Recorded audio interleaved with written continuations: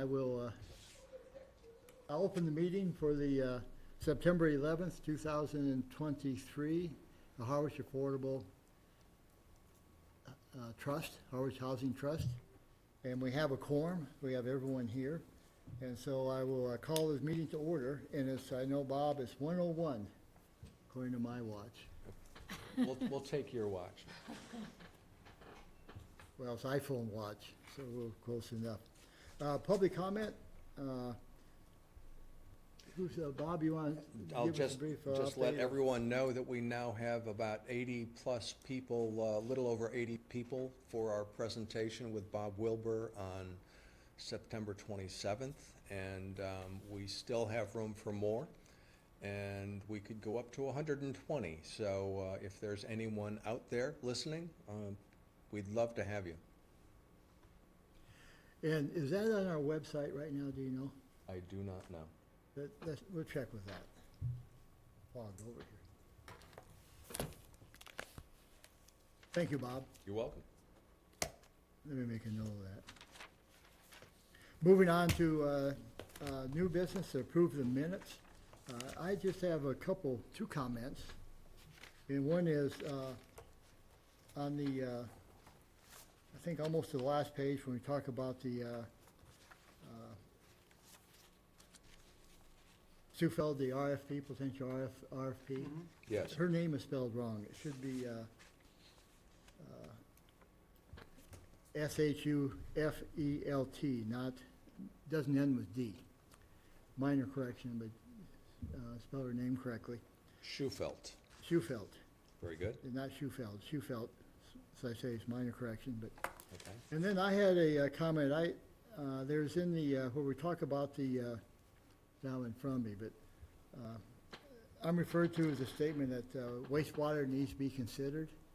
And that's kind of a broad statement, and I think it's just, Yeah. I think, I'm trying to remember, I think my specific comment was that the way our regulations state on wastewater now is that you cannot increase housing greater than Title V regulations. And we did that at the time because Chatham had done that, because there was concern, as we all know, that, let me back up, to explain that by and large the Cape in general, and certainly Harwich, our neighboring towns, have used Title V as de facto zoning regulations. And so there's concern. First it started in Chatham. We copied Chatham idea that, well, we have wastewater, sewing, that could lead to increased density. And so they built in that to prevent that we couldn't increase housing density. We couldn't do anything that's not allowed by Title V. And it's unfortunate it's in there because we do need to pay attention and discuss and we want to do that because if we talk about multiple, more dense areas, we want that regulation is going to be harmful to us. And in fact, Chatham's already been looking at that as they move ahead. And so that was the point I was trying to make, is it was there for I think, okay, reasons, but now we need to be careful we're paying attention to it. Is that a zoning, excuse me, a zoning bylaw? Not a zoning bylaw, it was on our, when we put in the our regulations for wastewater, what we could do, it has to comply with Title V regulations. The so-called 208 in our plan. 208 plan? Yeah. And so we can do that. We can make that change relatively easily, but it would take public discussion because people are still worried about density. But we do need to pay attention to that as we move forward. Mm-hmm. And that was the point I was trying to make, is it's not the end of the world, but we'll need to watch it. Those are my two comments. Anyone else? There was just a correction on the second page when Mr. Coburn is talking at the very bottom.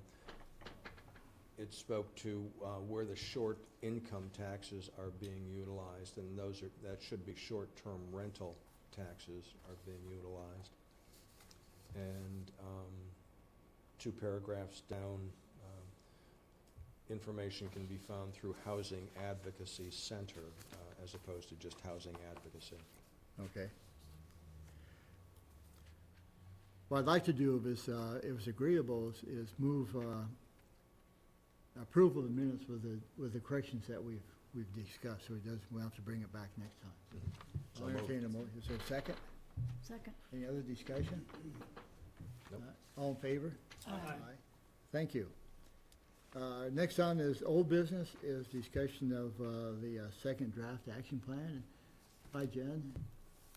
I know you got some very good comments from Bob. I very much appreciate. I'll give you the floor. All right, wonderful. Thank you so much, everyone. It's really good to see you. We submitted a revised draft, mostly based on comments. Bob, thank you for your comments. There were a lot of great, like, wordsmithing comments, but also the preamble that we added in.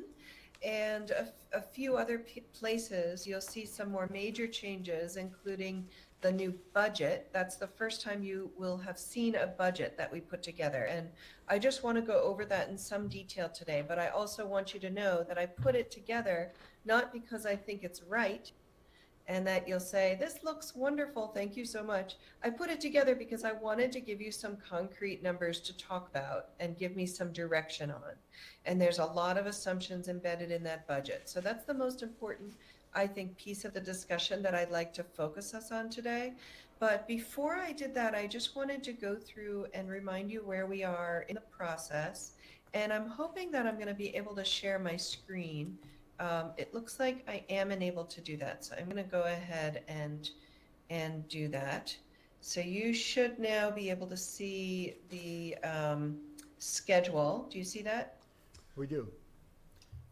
Okay, perfect. Can we Good. shut the lights off possibly here? Is that going to mess us up so we can see I can it? turn them off, but the way that the new screen is, it's gonna still be a bit difficult to see. Okay, yeah, it didn't do that much. They aren't Okay. quite legible, Jen.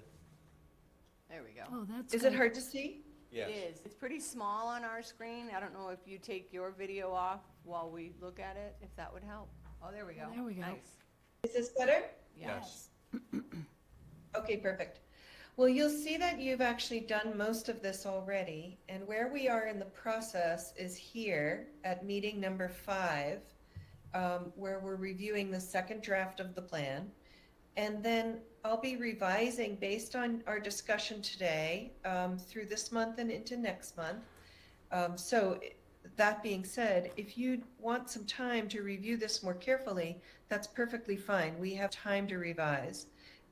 So if you want to even take a few weeks to get me comments, you know, let's say by the end of this month, end of September, if you can get me any comments on changes other than what we've talked about today. And I hope to go into some more substantive discussion today. But there are more, if there are more like smaller wordsmithing things that you want to offer over the course of the next weeks, that's perfectly fine. And then I'll be revising it in October to prepare for our final presentation, which we have scheduled on Monday at, I think it's still at 1 o'clock, but we should talk about that on the 23rd of October. And that's when I'll be presenting the final draft plan. I think I had mentioned in one of the prior meetings, I can't remember if it was last time or the time before, considering having that meeting instead in the evening and inviting, you know, you can invite other members of the community, select board, community preservation committee. You can have a more, also, you know, invite the general public. I understand that this is also an open public meeting, but sometimes it would be easier for folks to get to see a presentation like this if it was moved a little bit more towards the evening. So that's just a kind of a bug I want to put in your mind right now. But that would be the final, you know, presentation of the final plan that I would make. So why don't I pause here before we go And into what's the date of that again, Jen? 1023. What's that? 10/23. Okay.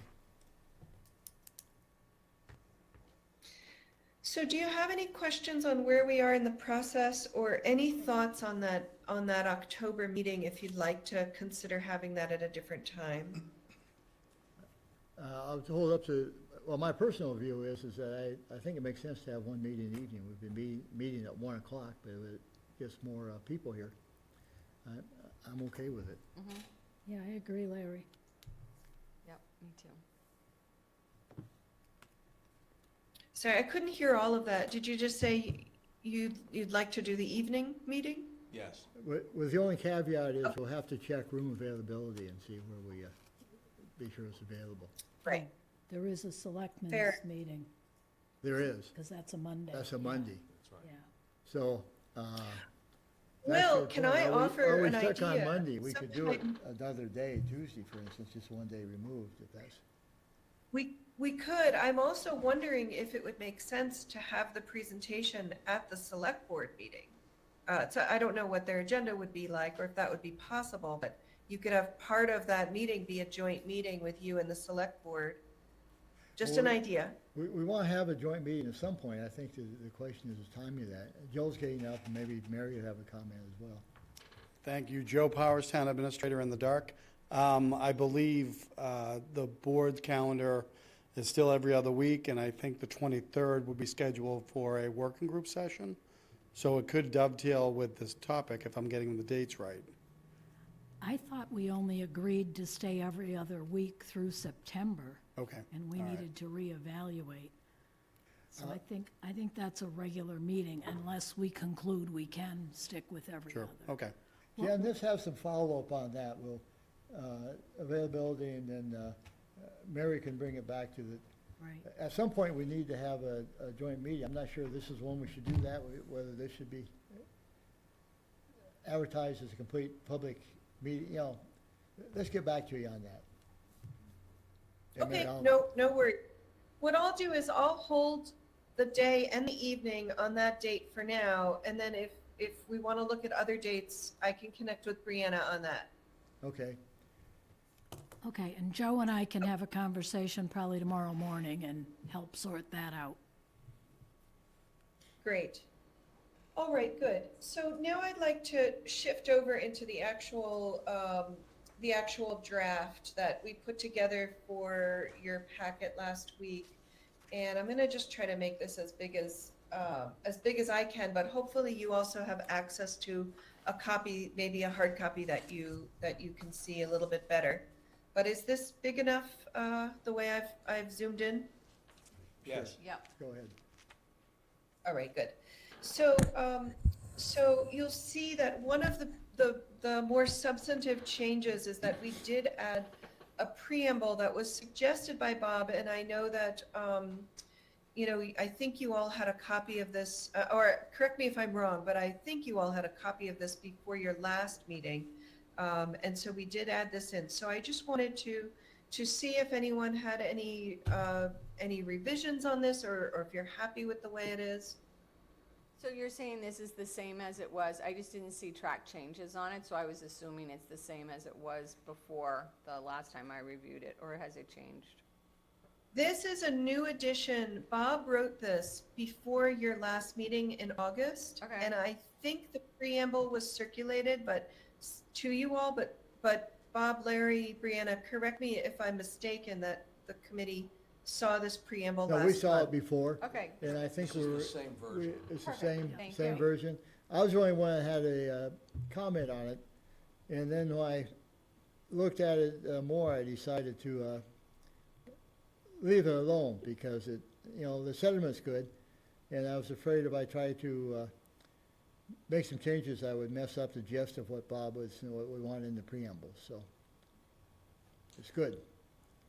My only subsequent thought, Jen, was to have our names at the bottom of the preamble. Mm-hmm. I think in alphabetical order would be fine. Yeah, okay, I like that idea. Is that okay with others? Yep, that's right. Okay, wonderful.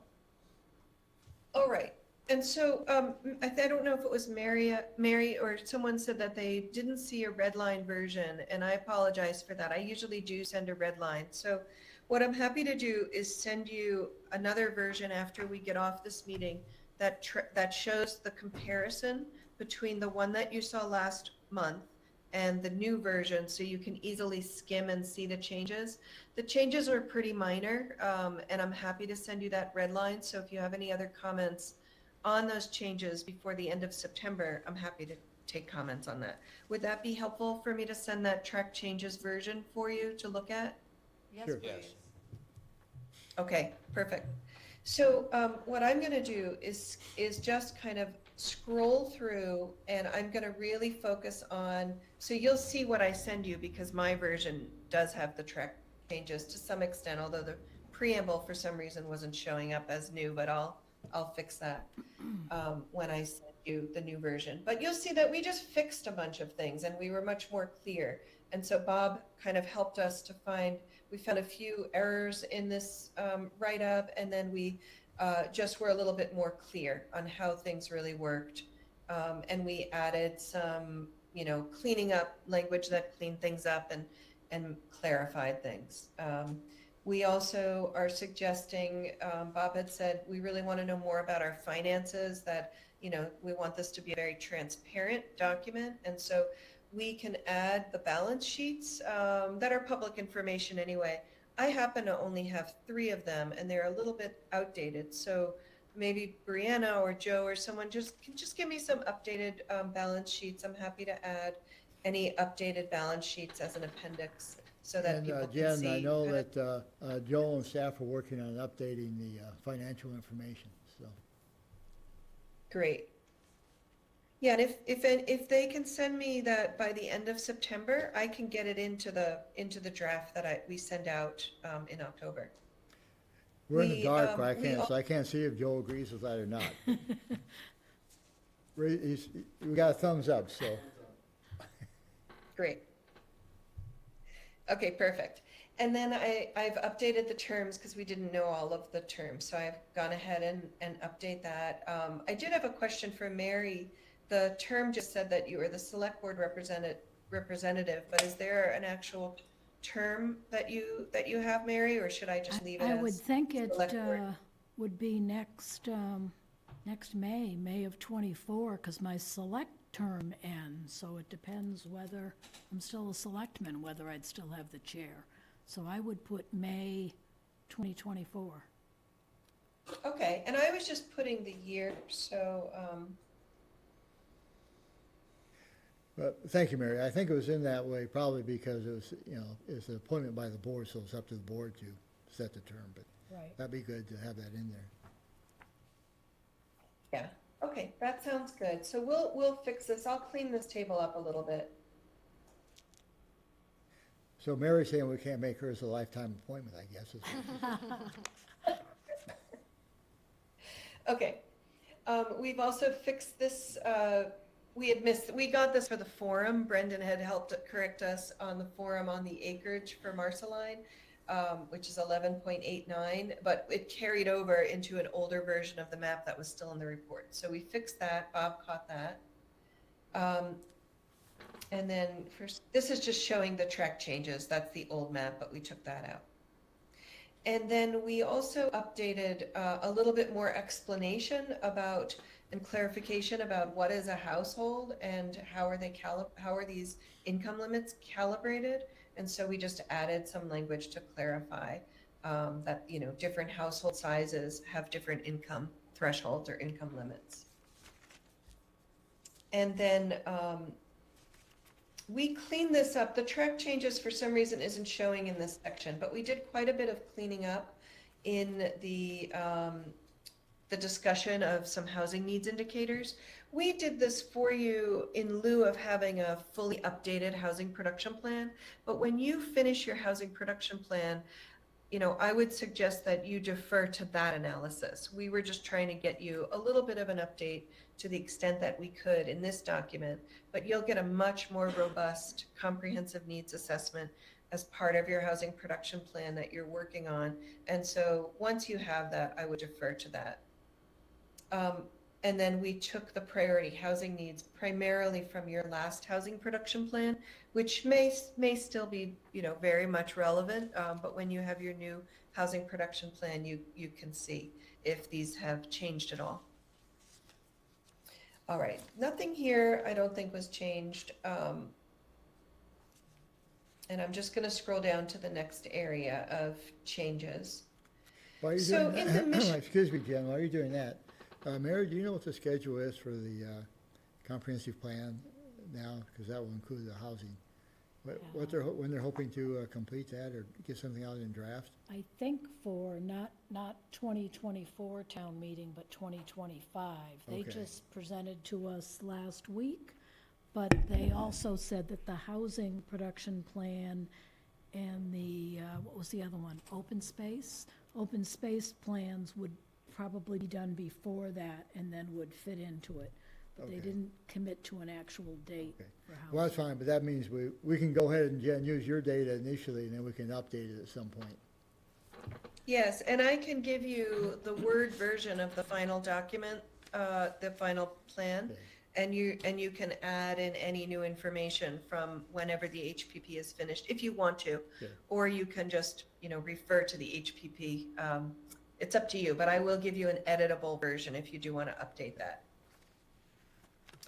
All right, the main change, and I'm not actually sure why some of these red lines are showing up and others aren't. So I'll fix that when I send you the red line by comparing the old document to the new document, and it'll show all the track changes. But one thing that we did here is we really added in your mission a little bit more, stronger language, I guess, around. Sorry, I'm actually just looking for it. Or maybe, I'm sorry, I thought we added in something stronger about advocacy here. Oh, here it is. Yes, I did. I added this phrase. Before it said something like promoting community understanding about the housing needs and zoning changes to support creation of affordable housing. And I added this phrase, and advocating for needed zoning, because I know that came up in our discussions. And it was Bob's suggestion to really capture that in a stronger way in the mission. So that's the main change here. And then I did a similar change in operational goals where I talk about advocating for zoning changes, which I actually think we had in, but we added the and tax policies here to increase production, just to make it a little bit more broad about, you're not just advocating for zoning, but it could be also tax policies, or maybe it's also local initiatives, both for production and preservation. Jen, while you're Yeah, go on ahead. that point, I think that we need, in both of those two places, to not, to include planning with zoning changes. I think there need to be planning changes as well as zoning changes. My own personal opinion. What about others? It sounds good to me, yes. Brendan? How about, does this make sense to say advocating for planning and implementation of zoning changes? Planning and implementing, I guess that works. Planning for, Well, planning for and advocating Well, the zoning- corresponding zoning changes, But maybe. planning is one hand and zoning is the other. Right. So we need to address both. We don't need to be planning for zoning changes. We need to advocate for it. That's right. We need to Yeah. Well, advocate for planning right. and, okay, how is this look? I hope you can see it. I hope it's big enough. I just said planning for housing production and advocating for zoning changes and tax policies to increase production and preservation of Yes. affordable housing and promote creativity in addressing Harwich's housing needs. Yes. And I'm just going to change it so it's the same verb tense. Dan, could you read that again for me? Yeah, let me take the red lines off so it's actually easier to read for you. Plan for housing production and advocate for zoning changes and tax policies to increase production and preservation of affordable housing and promote creativity in addressing Harwich's housing needs. Yeah, sounds good. I'll fix the grammar, grammatically it's not great, but I'll fix that. okay. Okay, so the next piece, hold on. Okay. So the next piece of the changes, I think one of the more major ones is in the short-term year one activity list.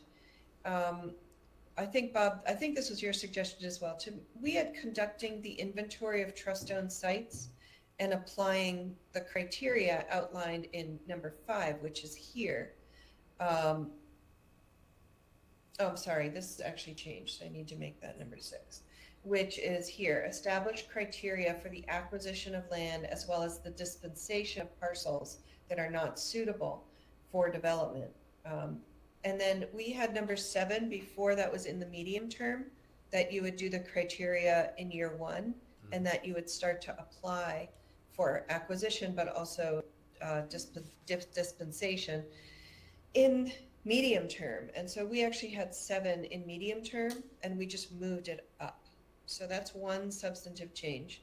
I think that was really the main substantive change, other than we added explore the potential to acquire affordable deed restrictions to convert existing market rate homes to affordable. And you know, essentially it could be a buy down program where you either you're buying a deed restriction, or you could even buy a home outright, put a deed restriction on it, even rehab it if it needs it, and then sell it to a qualified home buyer with the deed restriction. So that was something that we added based on, I think this was also Bob's comments. So why don't I just kind of pause here and just make sure, folks, if there's any thoughts on these or any other changes you want to see on these items. Ah, here we go. You woke us up. Well, I'm Bob, perfectly go fine as they've been changed. yeah.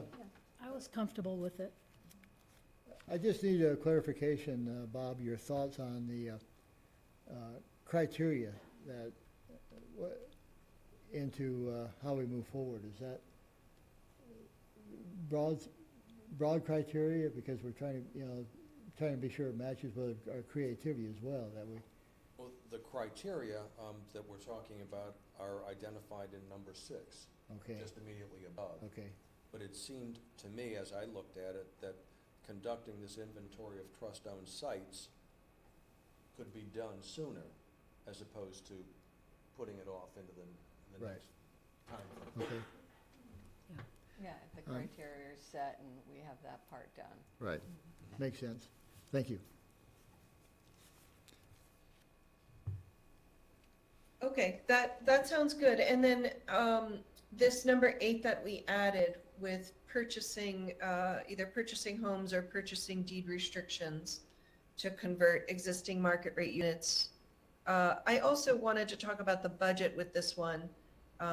So I wonder if it would be better for me to get into the budget while we talk about this one. Does that sound okay for folks? I think that sounds fine.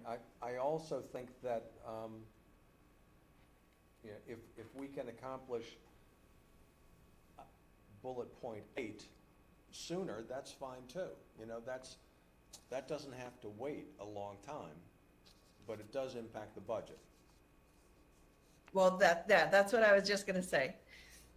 If you have unlimited resources, including staff time and volunteer time, but let's go to the budget, because I think it will help to move the conversation to another level. Just before we leave that, Jen, when I read that, I thought that bullet number 8, I thought that was referring to the Vail, Colorado restriction, which would take longer than a year. I think that would be a zoning issue. So maybe there's 2 pieces to that. Oh, okay, because I was looking at that as a buy down, like you'd use trust funds to actually buy units, place deed restrictions on, and then sell the house. But the Vail program is a different program. Maybe that should then be its own bullet, and that should be in the 2 to 3, because it will require town meeting. I have a question. Sure.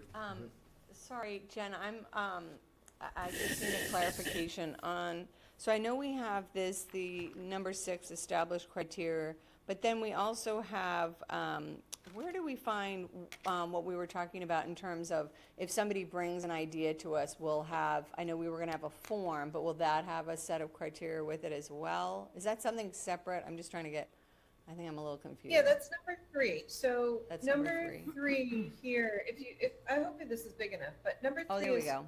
really creating an application for developers to come and ask the trust for money. And when you create the application, you'll want to have, very clear criteria around, how will you decide if you are going to approve the funding request or not? And so that would be, basically, this would be a whole action item to work on in your first year to create the procedures and the application. Okay, perfect, thanks. I just, yeah, got it, perfect. Yep, no worries. That's a good question, because we have some work ahead of us to Yeah, to that's a, get that done. that's a, yeah. Yeah, your year 1 is stacking up to be pretty full, and I wanted to talk about that when we look at your budget as well, to ensure that, you're feeling like you have the capacity you need to really accomplish these, 7 or 8, if we move number 8 up. That was one concern that I had, that you might be trying to bite off more than you can chew, and I want to make sure that you can really implement well the things that you're going to do in year 1 and finish them. And do we talk about that here, or does that come later? Because I definitely have a couple questions on it. Yeah, I mean, we don't really talk about that. We can talk about that here. We can also talk about that when we talk about the budget. That might be a helpful context to talk about it in, because I did carry forward the amount that you're, spending on staffing, and we could certainly talk about capacity there. Yeah, I think it was really around, are there templates available for this one-stop application as well as the criteria for the acquisition? So 3 and 6, if there's something that's, not creating something brand new, so trying to get a sense of, what kind of undertaking is that? Is it as simple as putting a few in front of us so we can go, well, I like a little bit of this and that, and we're done, or if it's something really, as a long process. I just don't know what's out there. I think that for the application, there are examples from other communities that you could pull from. Harwich may even have something. I don't think I've seen anything, but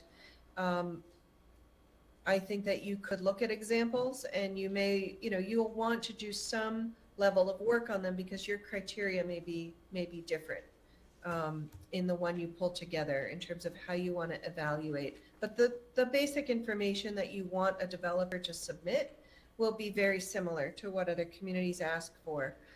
You may just want to look at a couple different versions to make sure that you feel like, what you're asking a developer for is appropriate to review the request. And then your criteria is really the most important thing, I would think, in terms of trying to figure out if you want to fund the amount that they're asking for and how much of it. And Go ahead, Mary. before I go down to the Well, hold I on, wanna Mary go- has a question or comment. I Oh, thought, I'm sorry, Mary. I thought I can't that see we- anybody right now. That's okay. I thought that we added that to the contract with you, that you were gonna develop a process and a format for that. Am I dreaming that? I know you guys asked me for a quote, Brianna, and I'm sorry if something fell through the cracks, but I don't remember having an amended contract on that. I'll talk to Joe about that, and I don't know if I should look forward or at you, but I'll talk to Joe about that because you were supposed to get that. Okay, and I think I gave you the quote already, if You my did. memory serves me Yep, right. and I, yeah, Okay. and I, yep. So that should be getting to her. Okay, you'll follow up Okay. on that Yeah. then. Yeah, Right. Okay, perfect. So put that on the short term to get you that contract. The very short term. Yeah. Okay, perfect. Can I move on to the year 1 schedule? Sure. Okay, perfect. We did put in some criteria here for you to consider. This could be translated over to an application. So when you're looking at this in the next few weeks, I would look at this, more carefully and just make sure that you feel it's appropriate. You may also want to put in criteria for how much per unit you're willing to spend or per project. A lot of applications like this will have a maximum project expenditure or or a maximum per unit expenditure. And when we get to the budget, I want to talk a little bit more about that because I kind of backed out what that could be in the budget as it stands now. All right, so I don't want to get too much in the nitty gritty of the year one action plan because I want to make sure we have enough time to go through the budget. But you'll see that I tried to be very specific about when a Community Preservation Act application would be due, which would be October 2nd. So that's right around the corner if you're trying to get in for this year. And I gave you some other kind of milestones, including when you're funding, if you receive CPA funds, when those would be available, and the fact that the trust must complete an annual report of what it uses CPA funds for, so that the Community Preservation Committee can then file what's called the CP3 report with the state in September. So I put this here so that it's easy for you to remember that that's an important deadline. You'll want to get that report done in August or September. Now, if you're just getting money this July for CPA funds, you're not really going to have done anything with it yet. But this will be more applicable for years that you do have expenditures with those CPA funds. And you'll also want to track those separately than any other funds that you have in your trust fund. Does that make sense to folks? It does, and let me, I'll ask the rest of the trust committee for their indulgence here. We have a couple items that I'm going to ask, and I was going to do a bit later, but Jen brings up an important topic, is CPC applications. I'm proposing that we meet on September 25th, a special meeting. And there are two agenda items I want to talk about. One is this, there was the application for CPC. I know Joe and Brianna's working on that. And at least we can get the general gist of it going before the October 3rd deadline that Jen's mentioned. And so I want an agenda item to discuss that, if that's okay with everyone. And then the second agenda item I want to put on that meeting is the Marceline RFP. As you know, Laura Schifel is working on that, and I know I've sent her, and probably Brendan has in the past, every article, anything even remotely related to the Marceline property I could give her on the RFP. She's working on it, but she's in Puerto Rico right now on vacation, so she couldn't make this meeting. But she felt comfortable she'd be ready to bring her draft RFP to us on the 23rd of September. Excellent. So those, I know in the past we've decided that the RFP was so important, if we got to that stage, we'd move on as quickly as we could. Mm-hmm. And then we have the item of the application format as well. So I'd like to hold that meeting with those two agenda items. On the 25th. On the, what did I say, September 25th, yes. 1 o'clock, Larry, 1 same o'clock, time? same time, So next Monday, well, No. 2 weeks. 2 weeks, 2 weeks. 2 from now, weeks. yeah. That And sounds so, perfect. since Jen's brought it up, I had that to discuss later, but now's the time to move ahead on that then. That's Okay. great. Yep, that's great. Okay, Jen, sorry, it just, It's okay. All right, and what I can do is follow up, Brianna, maybe we can email offline outside of this meeting, just what the time frame would be for releasing that RFP and that kind of thing, and I can plug that in to this schedule. Same thing with the housing production plan. It would be great to understand more the timeline of that and when the trust could be participating in focus groups, or if there's any public forums or anything like that. I'd love to plug that into this 1 year schedule. And just to back up, the reason we do this is just to keep you on track that first year, so that when November comes, the chairperson will know, okay, we need to have these, 4 ducks in order here and we need to have agenda items for these. And so the idea is to keep you organized and know how to move each of those year one action items forward over the course of in this case, a 13-month period. And then what we would suggest you do, just as good practice, is getting towards the third quarter of this 13 months laid out. I would create another year two action plan just like this for year two, and then do the same thing for year three, so that you're highly organized with all of your action items, and you can make sure that, maybe something slips and you need to make an edit on this, so that's fine. But the idea is that you're very organized about what you're doing each meeting. It's very strategic so that you can accomplish the things you lay out to do. Does that make sense? Yes. Mm-hmm. Yes. Okay. And then let me get into the budget now. So this is the newest thing that I wanted to present to you. And first I just wanted to share with you, I'm going to zoom it so it's a little bit smaller so you can see the whole thing first. And then I'll go back and I can zoom into things that we're discussing. So essentially the way I set this up, I'm not an accountant, I'm a planner, so I don't set this up the way an accountant would.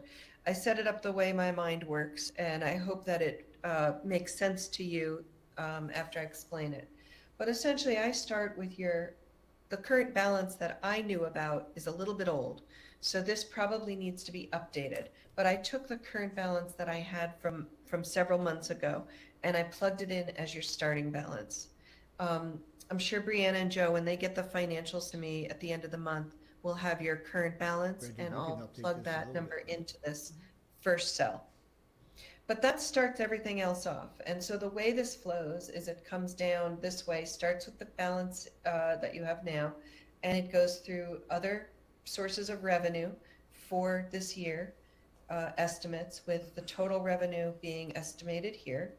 And then it starts with the uses side or the expense side. And so then you start to subtract things that you feel will be needed to support your actions in this year one, FY 2024. And then you end up with your total expenses here and what your ending balance is, revenue minus expenses. And then I take that ending balance and I just simply carry it up to this cell.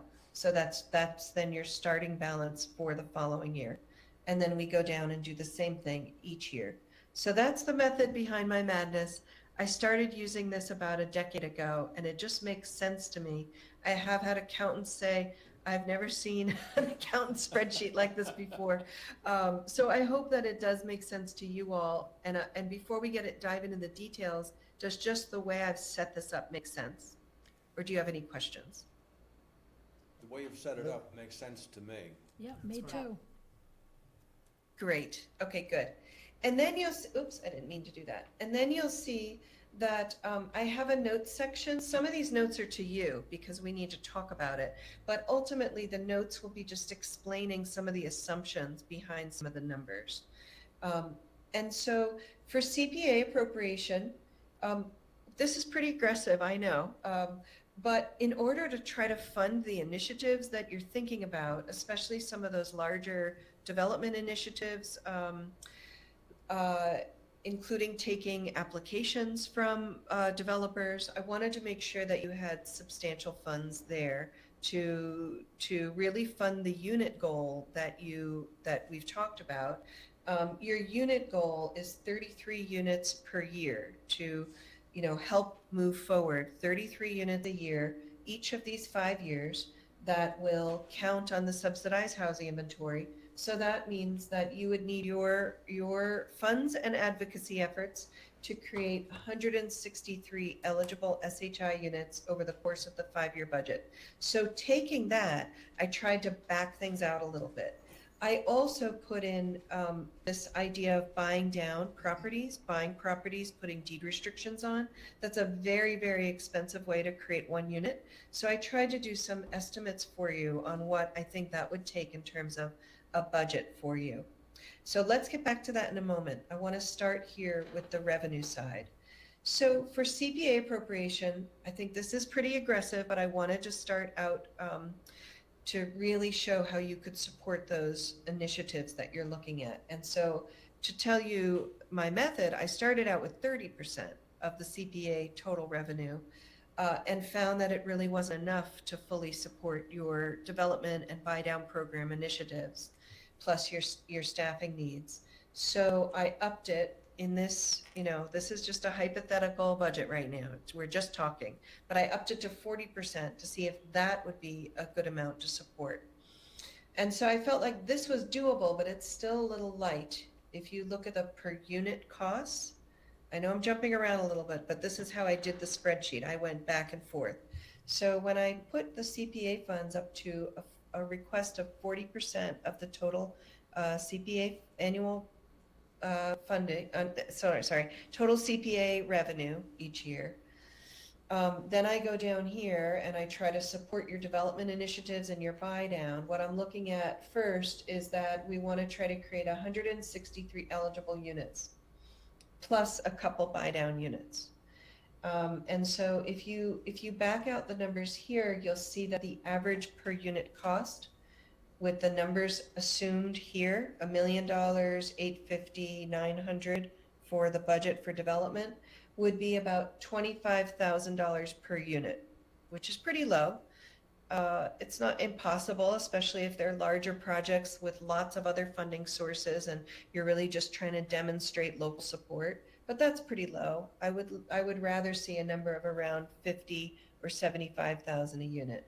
But that's what these numbers backing out would reflect in terms of, or would the calculation would come out to. And then if you go back up to the revenue side, I looked at your cell tower payments. Now this, I think this is really flawed and I want to get some advice from Brianna and Joe. I looked back at your balance sheets that I had access to, the 3 that I had in my files, and I looked at the cell tower revenue, and I saw that it actually was quite different between the different years. And so I basically took the 2022 cell tower revenue and carried that across the 5 years. Now that might not be the best way to do it because you'll see that in FY19 you had a lower amount of 74,913, but in FY 2021 it was much higher at 218. So getting clarity on what that figure should be, if we have an estimate, I'm happy to make that change, but that's where I got that number from. Then if you do the buy down program, and if you do sell any of your land that you have based on the evaluation that you'll do of lands that you hold and which are suitable for development and which you may want to dispose of, you would, I assume, sell them and not transfer them. So that's another question. If you're transferring them internally to another town department, for example, for conservation, then you wouldn't actually probably have revenue proceeds from the sale. But I'm assuming that you're selling it on the open market. And I had to make a lot of assumptions here, and that's what I want to talk through. So this is a combination of selling buy down units. You'll buy a buy down unit, you'll renovate it, and then you'll sell it, and you'll get some money back. And this is roughly the 243,000 is roughly what a affordable homeowner unit would go for, with many assumptions around unit size, etc. Sorry, not unit size, household size, and income level, etc. So we can talk about those more detailed assumptions, but that's where that 243 number comes from. The $500,000 comes from basically selling some of your land, and I didn't know the value of the land. I don't even know which lands you would be trying to dispose of, so we need to talk about that number as well. But that's basically the method behind this, and I know that pretty much all of these numbers will change after I speak with you and get your feedback on it, but I just wanted you to know some of those assumptions that were baked into this, and what I was trying to do was to give you enough funds to support your goal of the 33 units a year. Now the buy down program, I do want you to talk about this because spending 1.2 million in this estimate only gets you 2 units, whereas spending 4 million in the development initiatives maybe could get you 163 units. So you can see how different the cost per unit would be in each of those initiatives. And I just want to make sure you're being deliberate about, if you still want to do the buy down program, I'm not going to try to dissuade you, but it is an expensive program. It's an expensive way to create a unit. So I just wanted you to be thoughtful about that approach. And if you start to reduce the revenue assumptions, then we'll need to start reducing the project cost down here. So those are all the different factors. I hope that explanation was clear enough, and I'm happy to go back through, answer any questions if I muddled anything, muddied the waters, or anything was unclear. And I'm also very happy to get your thoughts about changes that you'd like to see. Floor is open. Mary? I think one piece of revenue is missing. Don't we also get short-term rental Correct. tax? We I don't do. know what the math is, but that should be another, Oh, wonderful. Yeah, if row. someone could get me, I can't do a live edit on this because it's a PDF. I did this in Excel, but I'm just going to take notes on that.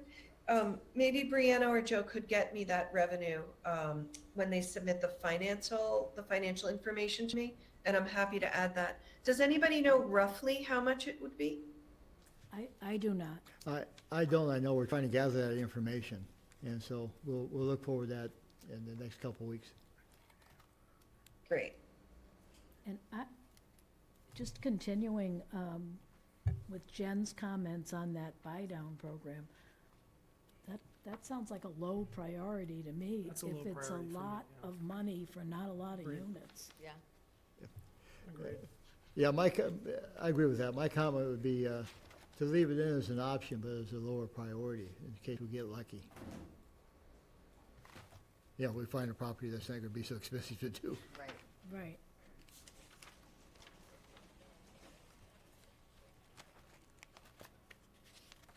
You know, the discussion that is, I think is harder for us to nail down is the interaction we have with the CPA funds and CPC.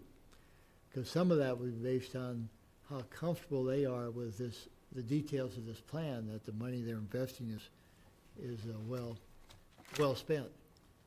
And so that's going to be iterative a project, I think. We can start the discussion and continue that discussion as we get forward, as we move forward with our application and so on.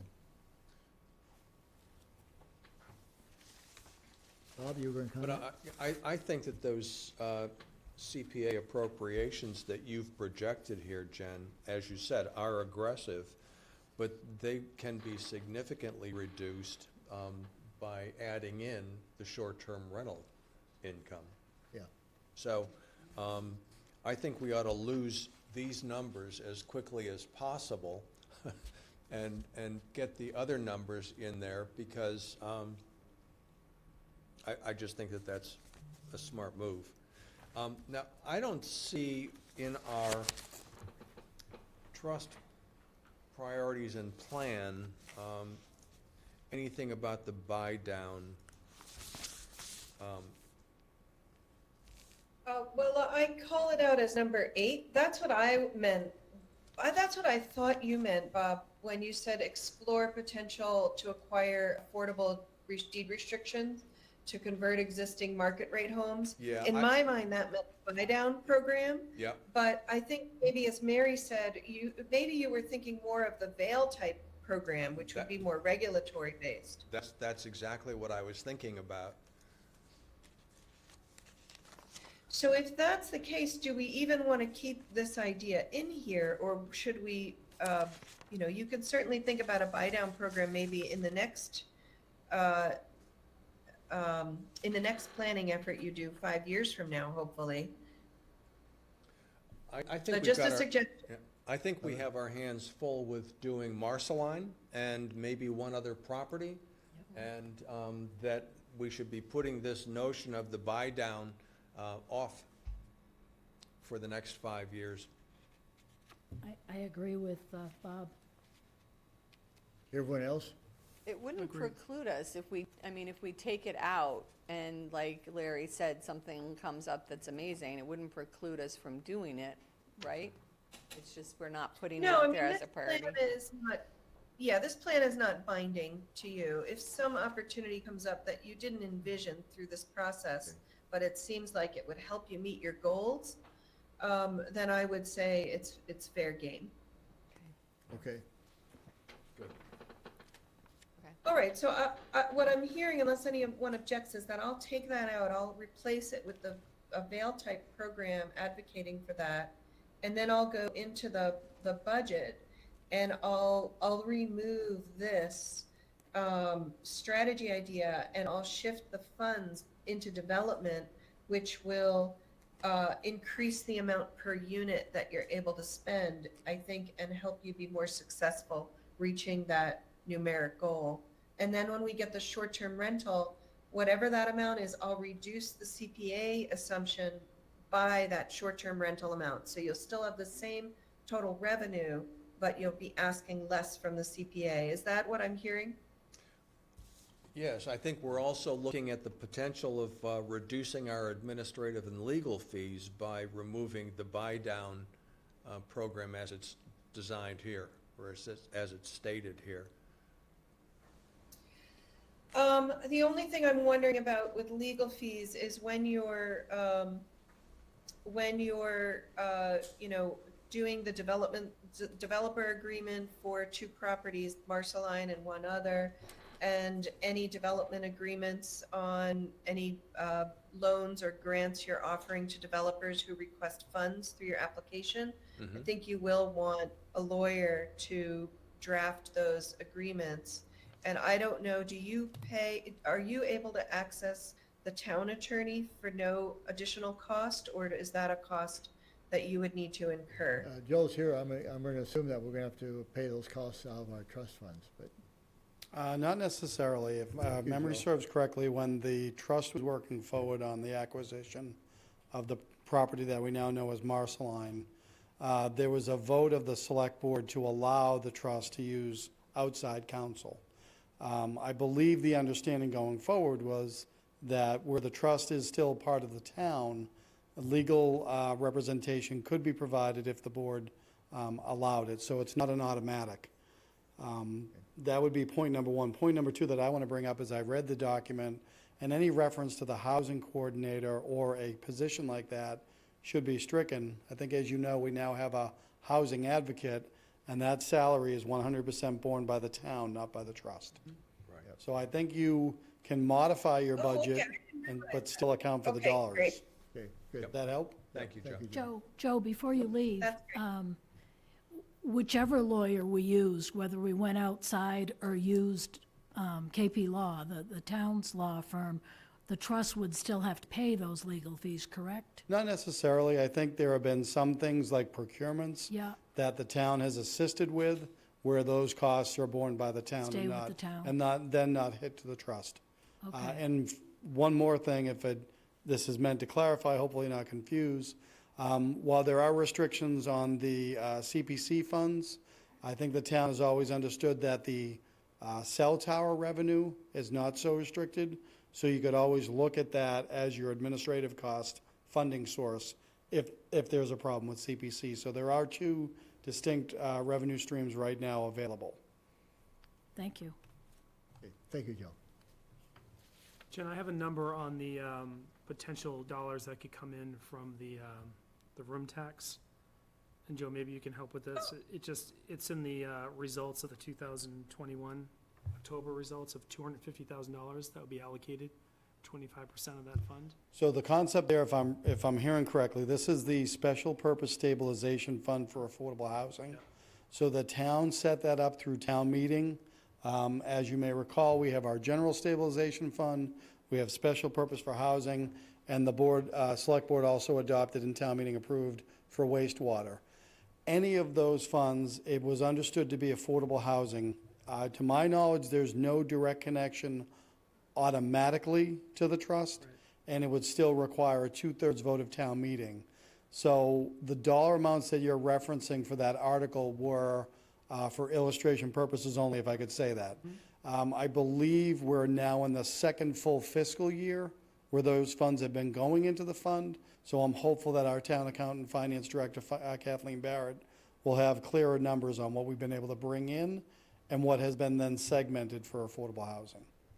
Okay. And then just finishing that, even once we know what that amount is that's in the housing bucket, it requires town meeting to turn that over to the trust? Is that Correct. And each stabilization fund requires, one, a vote of town meeting, and specifically, the vote of town meeting requires a quantum vote of 2/3. So when the trust and/or the town were looking to do that at a town meeting, we'd want to be very purposeful about the amount. You're going to get, one bite at the apple, so to speak, and it requires that supermajority vote.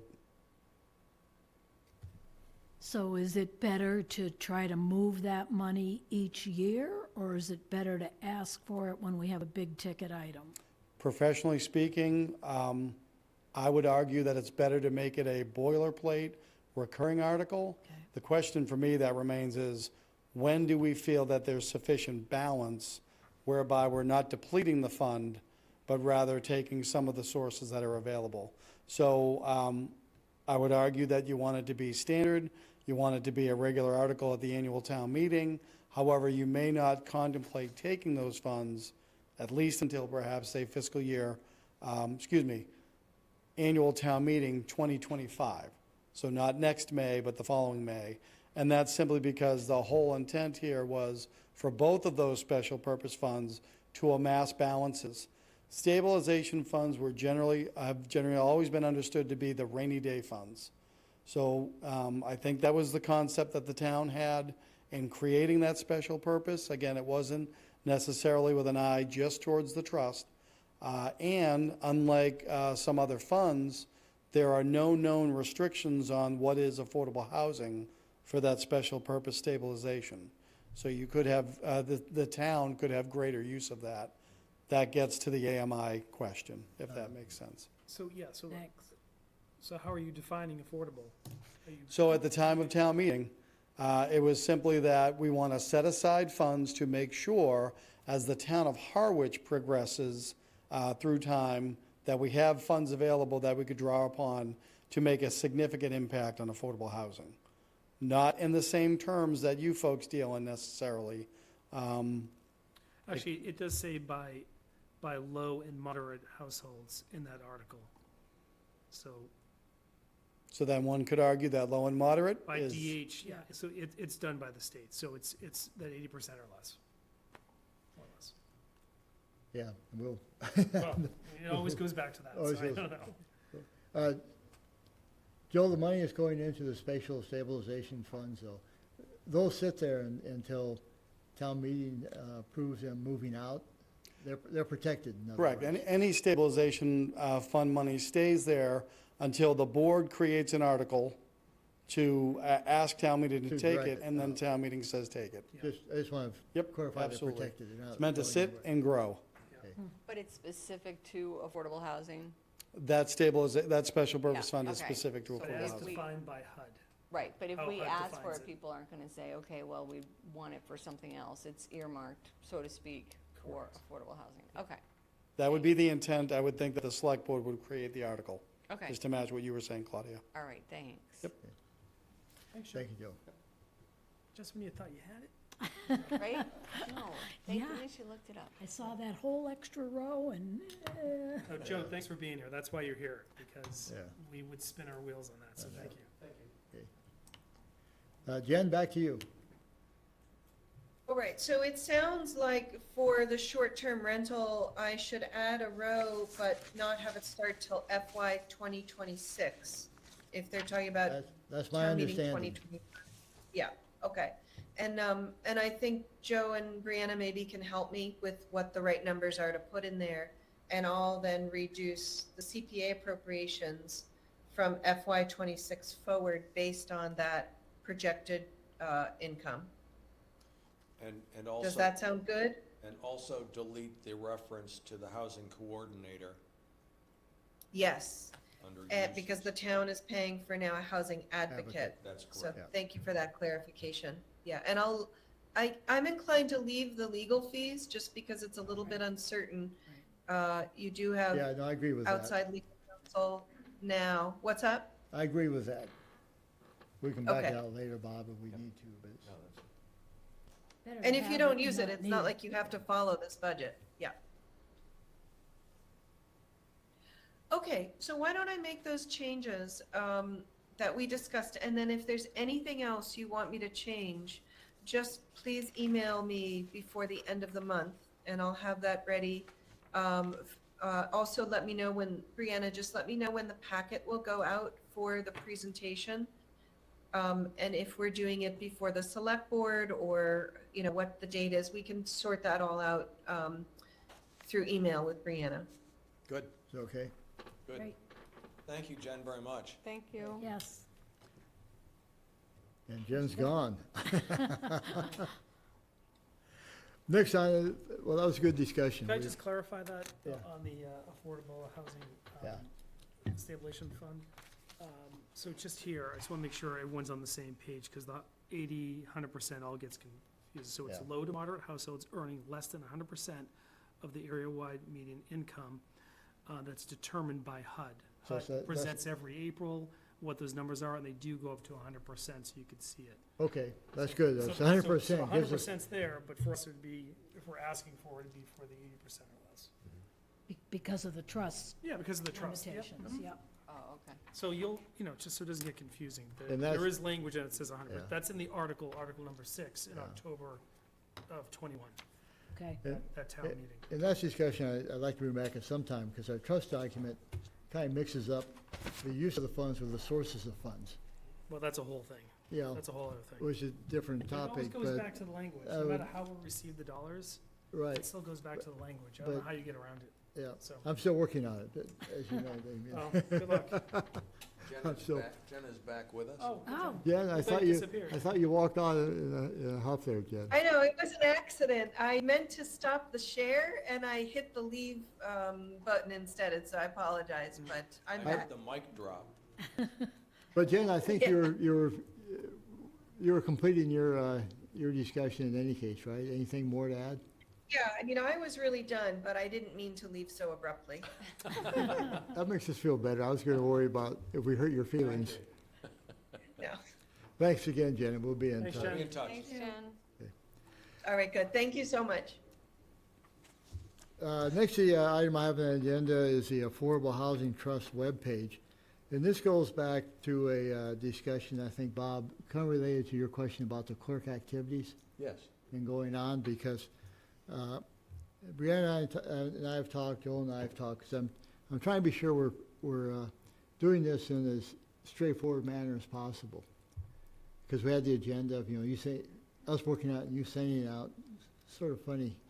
But Josie decided in his generosity that we can, Joe smile, that we'll be supported with a town secretary, a trust secretary that can help us with the paperwork. Did I get that, secretary or clerk? Board secretary is the Board- official title. Board secretary that can help us do some of the paperwork. That's great. And so that will relieve us of some of that. I think the process we'll plan then is that if you can send, for instance, you can send me agenda items, and I'll work with Brianna on it, and then we'll ask the board clerk to do the function of getting that out to everyone, posting it. So some of those operations will move back to the board clerk. Thank you, Joe. I knew you were not going to cry if we took that away, because that posting meetings makes it, it'd be nice someone else take that on. But Bob, I think in your role, if you can continue to monitor the minutes, because I think that should be an internal function that they're correct. Mhm. And I'm hoping that you'll help us on the webpage, Okay. working with Caleb as going into that. But websites always make me nervous because it's easy to set it up, but unless someone's watching them and keeping it up to date, they quickly lose their influence and people don't trust it anymore. Right. And so if you can help on those items, and we'll take some of the drudgery with the board clerk then of being sure that the agenda items are out, that, those types of things that's the minutes are drafted. We hired another person to write the minutes based Right. on she's watching us. But if you could, you have a great eye for detail, and I appreciate that very much. So I always like to take advantage of people, but don't take it in a negative way. But is there any other thoughts on that? We'll continue to work on how we can make this trust work in as efficient way as we can, and I think having some clerk activities will help us. And then Brianna will still help us on the overall providing housing trust information. Mhm. And we'll rely to move ahead on that. Good.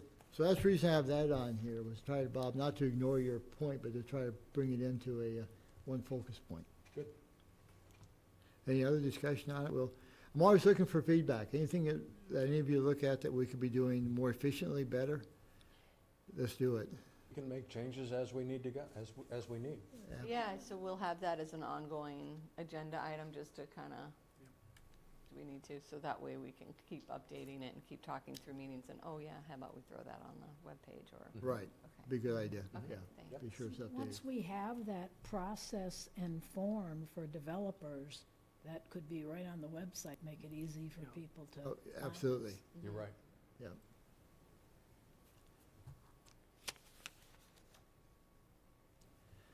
Sorry, can I say one more thing about that? You sure may. I think that we also talked about the potential of coordinating with a housing committee on webpage type stuff too. So maybe that's something that we can kind of go back and forth with in terms of here's what we're thinking, and then kind of collaborate a little bit on that, if Yep. that's something that you all agreed on. I thought it was something we talked about, but maybe not. We need to find out how they're doing that, Yeah, who once to we- talk to. Yeah, once we get clarification. But that's a on- great idea. We should be working together on that. Okay. Yeah. Okay. I'll change the subject, Bob, before they add more to it, but I think that's a great idea. The other one, I know we talked last time with Jay and gang here from CPD about zoning discussion. And now, Brandon, we talked about this. What I was hoping for is we could find someone to give us a thumbnail sketch on zoning to help educate us. We've talked about we want to advocate, we want to do this, but I think we could all use zoning. Obviously, you could talk for months on it. And I'm hoping we can give someone, give us some high-level dot points to help our discussions going forward. Brianna, I think you were going to, well, she's talking now, but we're trying to figure out who we could, and I haven't followed up. We talked about gang. I was going to call the Cape Cod Commission, some others, but we hadn't done that yet. Yep, so there, I did talk to Amanda Bebrin at CDP, and she said the best thing we could do, or you could do, is wait for a town planner. But there is a planner at Cape Cod Commission, Chloe, who we could potentially see if she could come and speak with you guys, or you could wait, talk to the new town planner when we get one, and then decide if you need more education. Okay. What's the, I'd rather move ahead rather than wait at this point, because the new town planner's going to be buried anyway. Yeah. Coming on board, and this does not have to be specific for Harwich. I think what we talked about is just trying to educate us all on what some of the discussions would be going forward. Whose purview is zoning in the town? Well, that's a good question. We have that, I'm assuming it's the selectmen going to this town meeting. I mean, town meeting makes the changes, zoning changes, but I'll let Joe speak to that. Is there a zoning committee? So there are two technically. ZBA. Under Commonwealth, when a town wants to establish zoning bylaws, it can start with select board, or it can start with planning board, but there's always that mutual relationship. It has to involve the two. Generally speaking, your planning board would be the ones to evaluate and recommend zoning bylaw amendments or zoning bylaw additions. And then when they're adopted, it's either planning board and/or zoning board of appeals, or, sorry, to be more accurate, the Board of Appeals under zoning bylaw is truly the official name of ZBA. Okay. But for the development of it, it is a select board requirement because they're the executive branch. They handle the warrant that would do that. And like I say, under the statutes, planning board must hold hearings and discuss it as well. If I could also build on what Brianna was just saying, in the absence of a planner, as you've mentioned, you have CDP, you do have certainly Cape Cod Commission, and Chloe does a great job there. I would also recommend Mass Housing Partnership, because as you'll work with them on RFPs and other things, they can give, and as you've said, Larry, they can give topics of general nature, meaning it doesn't matter what community they're in, whether it's a city or a town, they can weigh in on the concepts of zoning changes. And again, Bob, I'm not trying to supersede any of our local committees. I'm just referring to our plan we just went through. We wanted to advocate for zoning, and I thought it'd be good if someone came to us and at least gave us a high-level view of what we can do to help advocate. Claudia and then Mary? Well, I was just thinking in Chatham, when I was on the committee, that was before they had a trust, that was something that we put through, was the zoning for development. So if, for every 4 units, one had to be affordable. Okay. And that was something we drove, but we drove it through the town. So I don't know how it works, so it'll be good to get some education. But Yeah. it seems like that would be a pretty basic zoning Right. bylaw to put in place for any kind of development going forward, right? Yeah, good. Mary? The first working session that the Board of Selectmen had was on zoning. So it was the 5 selectmen, the chair of the planning committee, the chair of the zoning board of appeals, everything Joe just said, and the chair of the local comprehensive plan. And we just, it's a brainstorming session, but we came up with at least 5 things, not saying we're definitely going to do them, but they sounded worth pursuing, and I just wanted to bring those to you. One is to be able to change a 1-family to a 2-family or more. Right now, we aren't allowed to change a 1-family to a 2. We can only change it to a 3 or more. That seems like an easy fix. It's changing one number.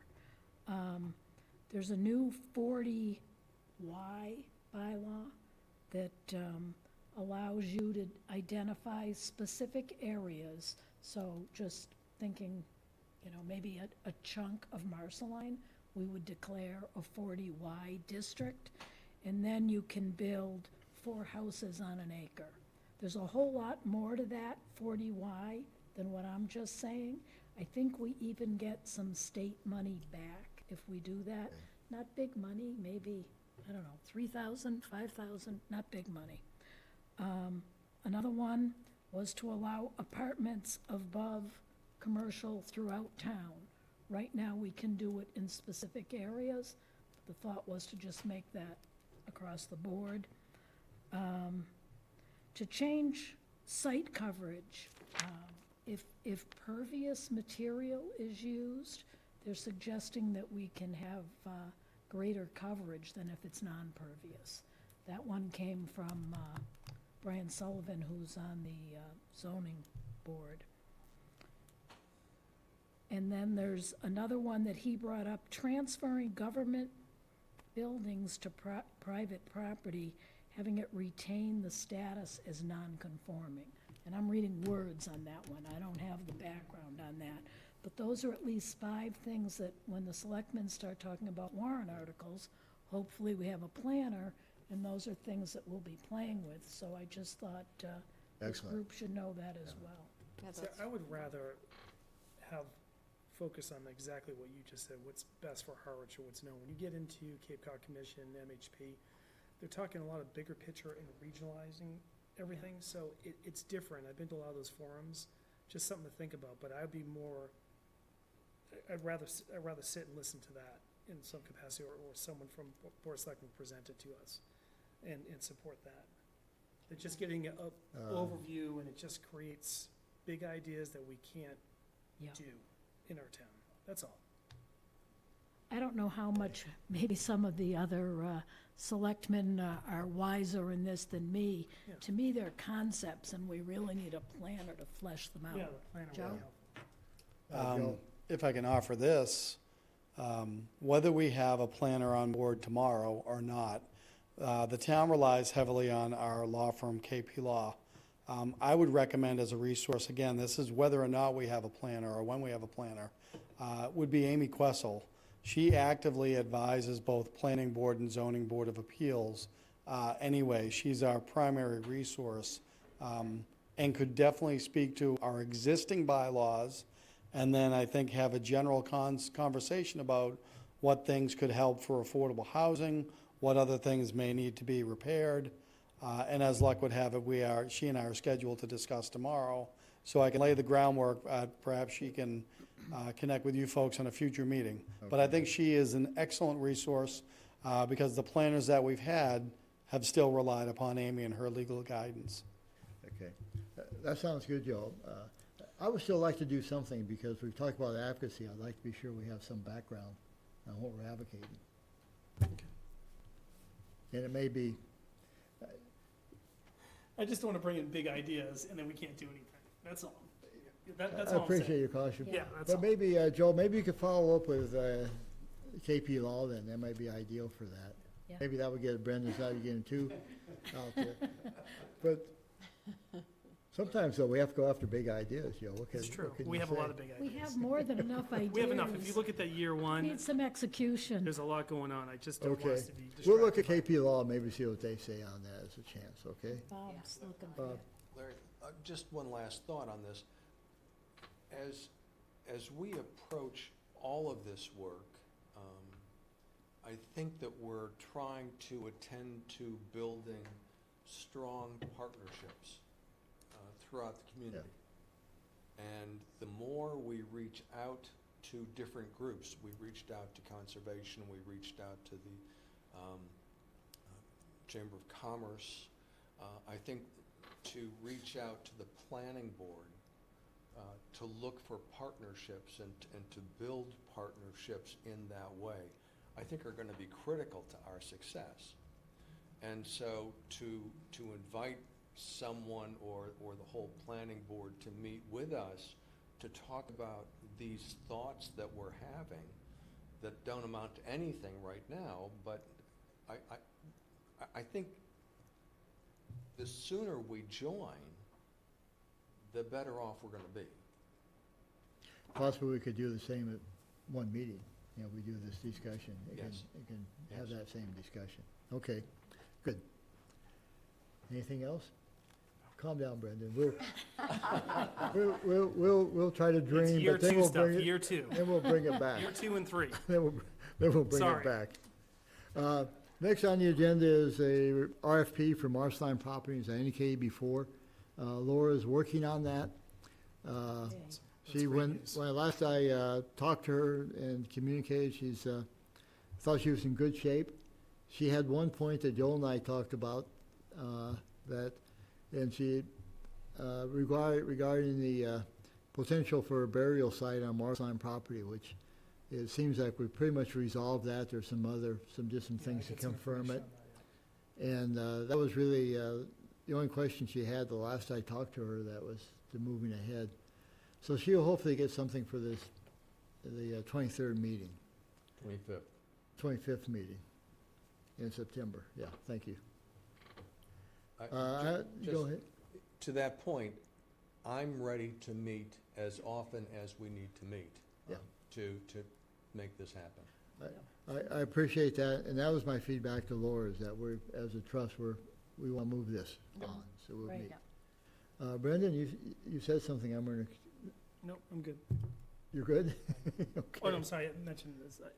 If Laura has a question about the potential burial on that property, I have information on that. Okay, good. Let me move the agenda a little bit, because it's, and come back to the Fair Housing Advocate, if that's okay, and go on next to the properties to focus on after Marshline. I put that in after talking to Laura, that we're making progress on the RFP. And as you know, I think I'm actually, Brendan, on your side on this. We try to keep focused on the Marshline property in our discussions, because we want to get something done. Well, the Marshline property, we're making progress on that.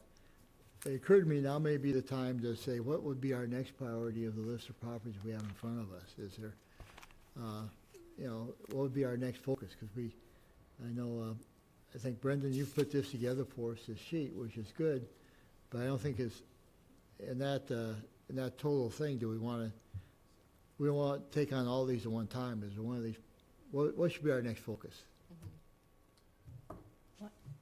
Why not Sisson Road? Isn't that the one that, there's at least some potential there?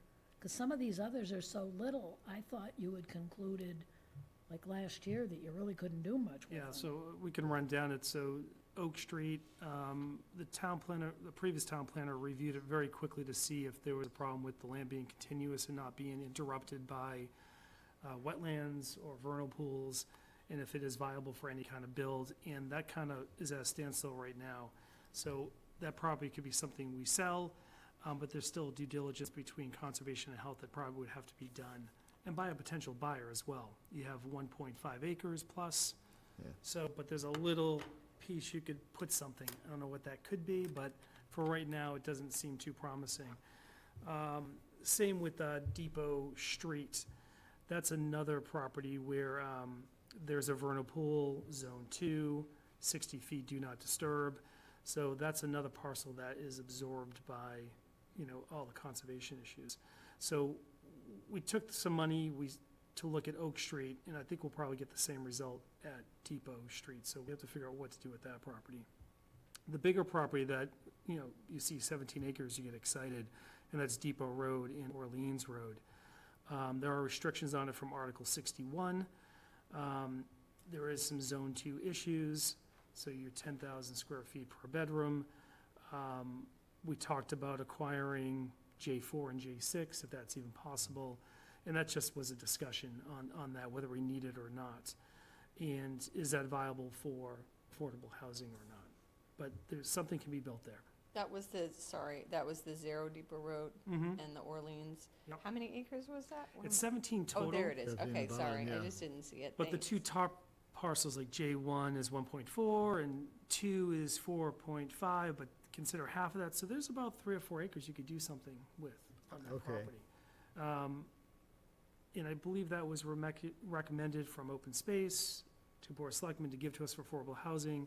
Whether or not it's meant for affordable housing, it's a tough property we have to do another site survey on that, and that's 17 acres. But this may be the next one to really look at, is what you're saying. To do something with, yeah. Yeah. I think that one would probably be next. Wait for a town planner to come in to talk about Oak Street and Depot Street, what we can and cannot do. And then 265 Sisson Road, there was a proposal for 16 units to be put there. The only problem is when it goes to 40B, and you'll have to do that because for zoning. And I believe this parcel touches another, a multifamily, well, the place behind it, what's it called, Oh, Country Meadows. Country Country Meadows, Meadows, yeah. okay. So right behind, they're both touching, so it's a zoning issue, it has to be a 40B, and a lot of developers aren't gonna come just to build 16 units. So we Yeah. talk about that magic number being 40 to 50 units for a developer to get in to do anything under 80% AMI. So that property is tough, but the lease is up in 2032. The building could be converted later, so it's something we have, there's a couple of options there. That's where the, Junior theater Junior is right theater now, is, yeah. So that's, and are they intending to want to stay? And, I mean, obviously, the lease is. I believe so. I mean, it'd be nice to get the director in here and just talk about their needs and how they use the building and, are they selling it out or, they Right. using it all the time? There's 4 studio spaces in the place. yeah. So that's something Right. that could be converted, and then it's in the historic district, you have to weigh that option to keep the historic value of it as well. And there is plenty of parking for whatever you wanna do there, so. Okay. Didn't we talk about inviting them in? We and did, and Carol? Yeah, we just have. We did. I had a follow-up discussion with Cara on that, and they've had I guess at least one discussion that they didn't have a lot of interest in moving into the cultural center building for various reasons. So it's Main gonna was be, probably because of air conditioning, that was one of the main no, it's concerns. more that, the auditorium, I would think the auditorium would be an attraction Yeah. to them. Mhm. But I guess they're using the building there now mainly for education, because they're putting their plays on in their other, off 28. So the auditorium's not the attraction that I thought it would be for them, and they like what so it's a harder sell than I thought it was gonna be Yeah. to do that. Can we Now- have the director come in? Yeah, Just check. yeah, I'll do that, but I did follow up to that extent, and then I kind of, backed off a bit, but I'll follow up and bring that in. Yeah, and the last issue with that property Right. is that, are we supposed to be landlords? Because they're really a tenant of ours. Mhm. So the trust wasn't really, I think, meant to be I don't that. think we want to be, You know, yeah. one of the lawyers did weigh in on that, you know, the big question, are we really meant to be a landlord? Yeah. So it's something to think about. What would be the option then? Sell it and have somebody else be the landlord, or? Okay. Well, I don't know, I guess you'd do something like Marceline, you'd probably try to get someone to develop it for us. Got it. Yeah, Okay. But- To Brendan's point, 16 units isn't too attractive to developers, right? right, then you have the zoning issue. Yeah. Is- So that's why you think we're better to focus number 2 after Marceline on, Well, the thing is, we know Depot nothing about, Road. yeah, we know nothing about that property. It's 17 acres, and we Yeah. have done nothing with that property. okay. We don't know if an acre is viable, you know, or 10 acres. We know there is restriction, the vernal pool down and Right. 100 feet above. So it'd be nice to really kind of vet that property out. Okay, So we can see what our next step is to vet that out. Yeah. Is Go is ahead, the Bob. rental for the junior theater an income stream for us? They- Joe? I'll let Joe answer that, because I think an income stream may be an exaggeration. Income trickle, perhaps. However, to try to tie it all together, and notwithstanding the comments that Brendan was making, what we have on record is not a legal opinion. It was a side comment by the town's attorney, and the comment was, the attorney didn't see how rental income supported affordable housing trust. However, when I was in Larry's seat and reading that document, you have the ability to control assets. So I know when you look at land and you look at Marceline, you say that's a developable parcel of land to build affordable housing on. But you can also own land for asset purposes. So the current lease with the junior theater has not been changed to reflect the change in ownership of the property pending the legal question. So I believe it's $300 a month. That income still goes to the town for an account dedicated to that stream, as we call it. But I do want to put out there that if you read your deed charge, you know, the trust document itself, it does talk at length about you can hold assets, you can accrue interest, you can get regular updates from the treasurer. That is to say, as a fiduciary trust, you can invest. And in fact, you may want to going forward. So a rental income stream is not beyond the realm of possibility for the trust. For that one in particular, not what I'm suggesting, anybody that may be watching this, more conversations would have to happen in the future. But the concept of you folks deriving income from some of your assets matches exactly with your charge in your trust document. Okay. It then becomes a question of if you want to do it that way. Would that help? Thank you, yes. Yeah, it does. Thank you, Joe.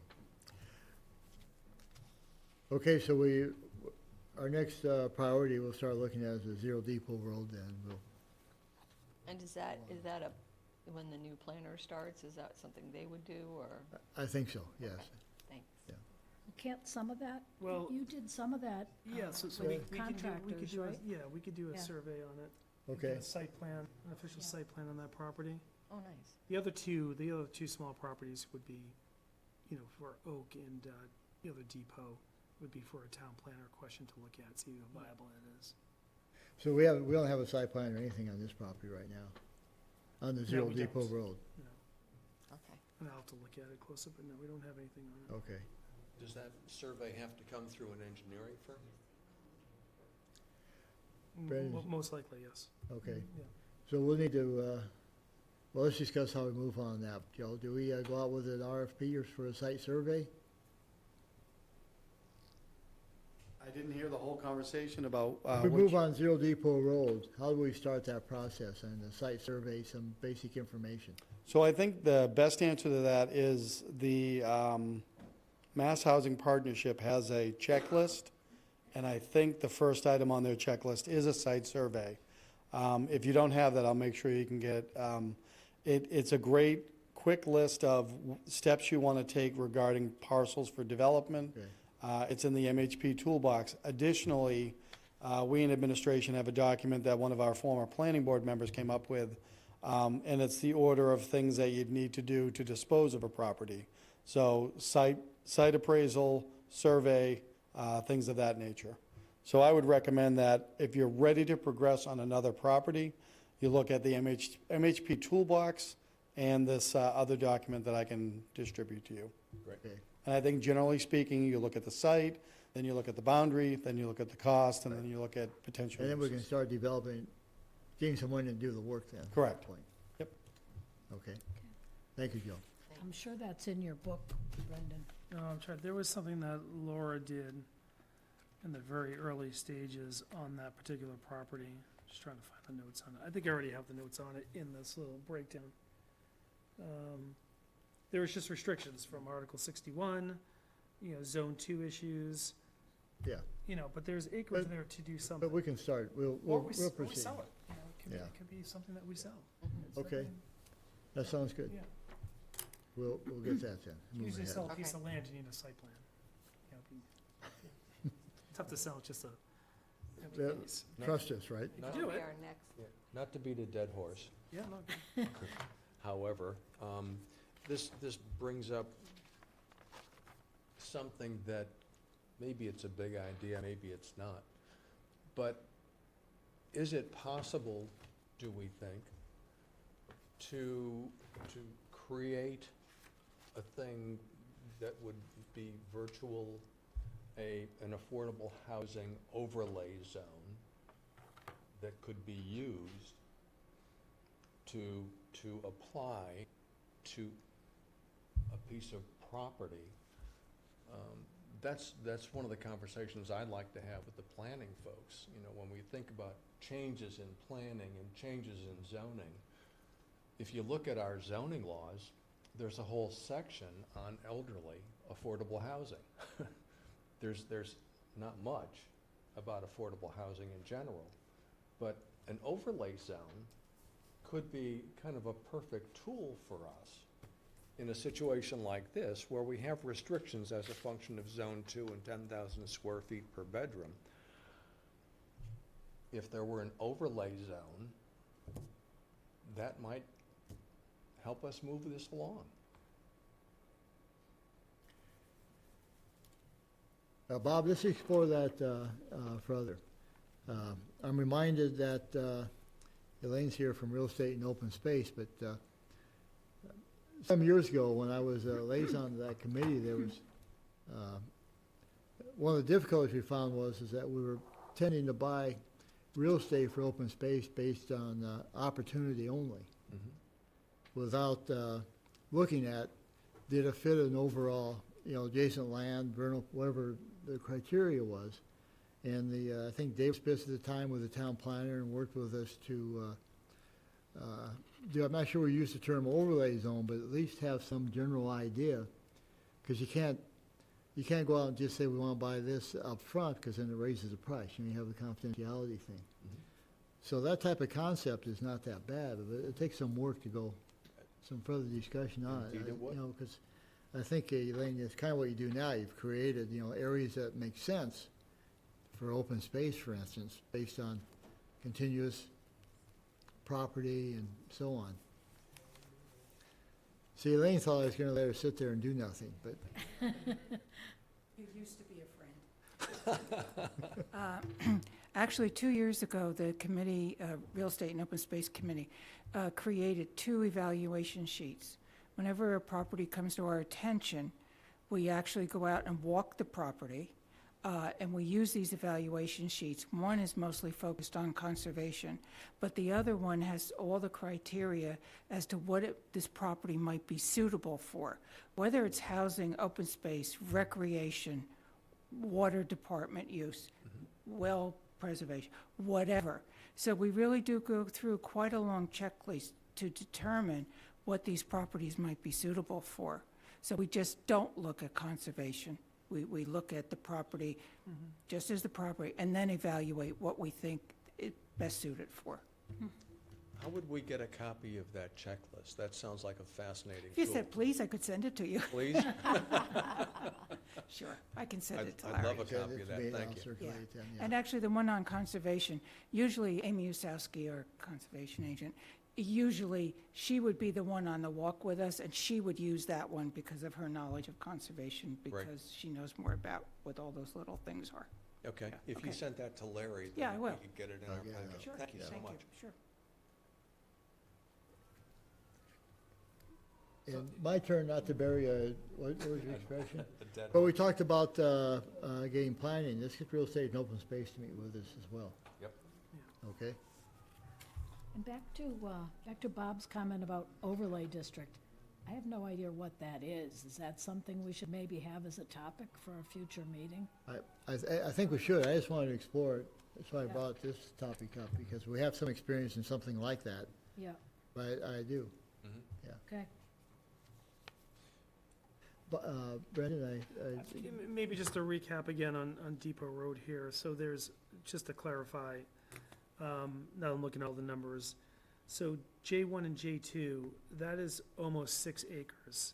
And when MHB took a look at this, I mean, the total acreage is 28, but 2 of the parcels we didn't get. So the entire property is located within the Zone 2. So it's restricted to 10,000 square feet per bedroom, unless you do like the super septic system. And then the southern property really falls into endangered species, so that's south of that vernal pool, nothing can be built there. Ideally, all 5 parcels would be needed to get the total bedroom count up to make it desirable for a developer. So if you just do the math, you can see how many units you can put there, how many bedrooms you could put there, but you would be restricted because it's Zone 2. Okay. So something to think about. okay, Do you- good. Do you know if we had those last 2 parcels, how many bedrooms we would be able to have at that point? Well, the last 2 is almost 5 acres, Uh-huh. so 20 more bedrooms. The J4 and J6. Yeah, but they would all sit in J1, J2. Right, Can't, right. so J3 is really off limits except for the top, maybe 10% of it. There's a sliver of it. Okay. But 1 and 2, but if we were to acquire J4 and J6, you can't really build in those. But they count towards. They count. They count towards the space, though, And towards it the make acreage. the property more desirable Right. for a developer to potentially hit the amount of bedrooms they Right. need. Joe? So at the risk of talking about something that I'm not entirely sure, which runs contrary to the concept of never ask questions you don't already know the answer to, and I'm going to look around the room, but my recollection of reading minutes and notes is the original effort at town meeting to send property or parcels to the trust included J4 and J6, and they were removed prior to the warrant being finalized because of area and neighborhood concerns. So my overall point is not to say stop, but Yeah. you should be aware of that historical fact, because I think that opposition may not have abated. So the town did contemplate originally J1, J3, J4, and J6, if memory serves correctly, but it was reduced because of those inputs from other property owners in the neighborhood. So not insurmountable, but something I think you should be aware of. There was an attempt, and it did not go forward at town meeting. Thank you, Joe. Your memory's better than mine, and I was there when that took place, but, 2019, and it's only because I read. okay, but nevertheless, we'll get the chart out and we'll see where we go with it. Okay? Now, since I turned the agenda around, next is Brianna, you want to speak to us about the fair for housing fair? I just have a brief update for you all. I'll have more of an update later, but the Department of Housing Advocacy is putting together a housing forum and resource fair to help educate the public on the different town committees that are involved in housing, sorry, and what specific roles they play, as well as to invite local nonprofit organizations to share any housing assistance resources they may have with folks. So the layout would be the first part of the night, the committee representatives would give their presentation, and there'd be probably a Q&A. And then after that, a housing fair with different booths. So the location will likely be in the auditorium and cafeteria at the 204 building. That's not 100% certain yet, but that's where I'm thinking. And we're hoping to have the event in the first 2 weeks of November to allow time for advertising. And on Wednesday, I'm meeting with the representatives of the committees. So I'll have more information after that. Great, thank you. Yeah, any questions? Questions, comments? That's great.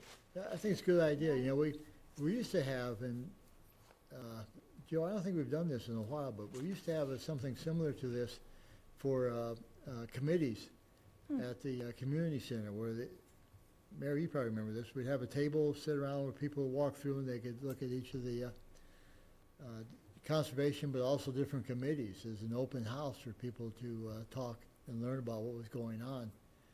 And we even had Leo Kakunas talk to us about farm animals, I think, at that. I'm not sure why exactly anymore. But it was a good way to get people to informally ask questions about what each group was doing. So it's a great idea, and I look forward to moving ahead on that. Thank you. Yeah, so I'll just let you know the committees that I've reached out to. So if you have any suggestions on any others, let me know. So the Affordable Housing Trust, Housing Committee, Housing Authority, CPC, Council on Aging, and the Real Estate and Open Space Committee. So any others, I'm open to hearing. Okay.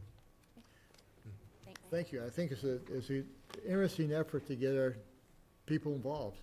That we can get them through, and especially, actually, I think Leo was there because he can always show up with animals. He gets families there. Yep. Not to pick on Leo, he's not here to defend himself. I think that was one of the assets, but, because you have to do some things to make it fun, too. Food brings people. Yeah. Thanks for that, Food Mary. does. Food does. Okay, good. All Larry, right. Yeah, Bob. before we adjourn, Yeah, I please. just want to briefly go back to Jen's draft report, and looking on page 8, the first paragraph at the top, I encouraged her to list some of those that have been responsible for developing the housing, affordable housing that we already have. And my only knowledge was Harwich Ecumenical Council for Housing, Mid-Cape Church Housing, and Habitat for Humanity. But I would really feel awful if we forgot another group that has Right. been a part of that. So Well, yeah, we need to double check that, you're right. I don't know how we would, I've got the list of all the properties. Do you? Yeah, Okay, so, we have to get them though. is that something that you'd be able to look at and get Jen a note for? I'm looking at Brendan, because if he has a list, it's in our. Yeah, I'm notebook, see if it, I probably. know it's in here. I've seen it. But I can that's- find it. But that's great, because we don't want to offend anyone by leaving them out. Right. Last thing I'd want to do. Yeah. Is one of them Pine Oaks? I'm thinking Harwich. That's Ecumen- Mid-Cape Church. That's That's Mid-Cape Mid-Cape Church Church. Housing, Okay. yes. Okay. We'll double check that though, Bob, and be Okay. sure that's correct. Okay. If something comes to your mind, send it to Jen, please. Okay. I found We- it. We've come to the end of the agenda. Is there anything else we should talk about? You were going to talk about frequencies of meetings, or? Well, I think that's because I'm not sure that we have a schedule going forward after the end of the year. Oh, okay. I'm 113. I'm comfortable with the schedule we have. Monday at this time seems to work once a month, with the stipulation that we are free to schedule special meetings when we need to.